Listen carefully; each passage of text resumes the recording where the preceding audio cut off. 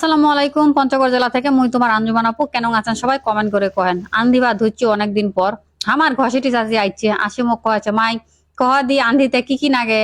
মুই এলা কয়েছু চাচি আন্ধিতে মোর গরম নাগে, অসহ্য নাগে, মোক বিরক্ত নাগে। এই কথাটা শুনে মূর্তি এমন করে চোখলা বড় বড় করে দেখে আছে, না জানে মুই কি কয়ে দিছু। মুই এলা কইছু কি গে চাচি তুই এত বড় বড় চোখলা করে মূর্তি দেখে আছি কেন, তুই এত কইলো আন্ধিতে কি কি নাগে।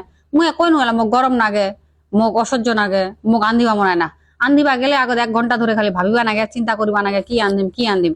এই কথাটা শুনে তো কছে মাই তুই এনে চেঙ্গিরি গে তোকে সিধা সিধা কইনো আন্দিতে কি কি নাগে।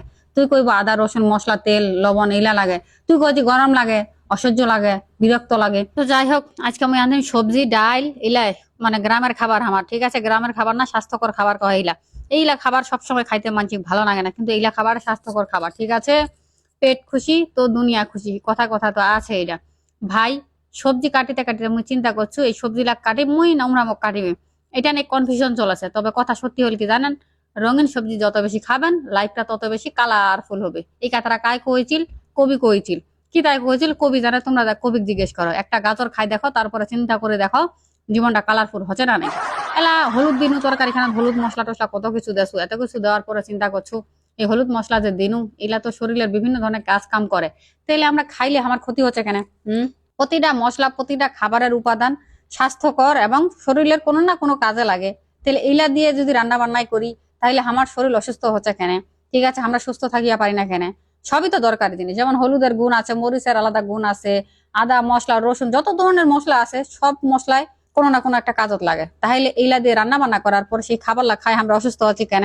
ভাই তোমাকে তো এইটা বুঝবা হবে, তুই যে খাবার খাচ্ছিস ওইটার পরিমাণ কতটুকু দিবা হবে, কি পরিমাণ তাপমাত্রায় আনদিবা হবে, কতটুকু খাওয়া হবে, তুই জিনিসগুলা যে আনছি দিলে ভেজাল না ভালো, কত ধরনের চিন্তা ভাবনা আছে। আমরা তো ওইটা চিন্তা করি না, চিন্তা করছি মন মতো উল্টারা, তাই না?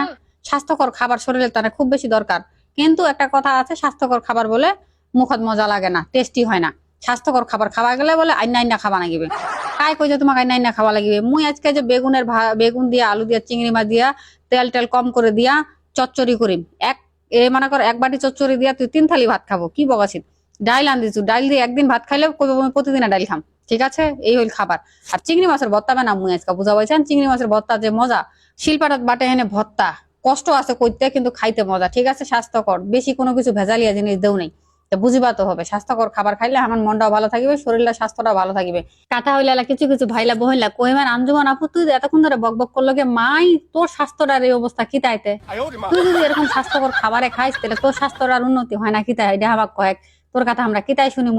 ঠিক আছে তোমরা মোর কথা কিতাই শুনিবেন? হ্যাঁ মোর কথা শোনার দরকার আছে ভাই। মতি দেখে না তোমাকে প্লিজ লাগে, তোমরা মতি দেখেন না। মুই যে সুটকি সুটকি মুই যদি সারাদিন খাইতেও তাহা মুই মোটা হমনি। মুই মনে হয় জীবনে মোটা হমনি, বুঝা পাইছেন? মুই যতই খাও কোনো লাভ নাই। কথা হইল তোমরা কমেন্ট করে কখন, ঠিক আছে? মুই আর কিছু না কো। আল্লাহ হাফেজ।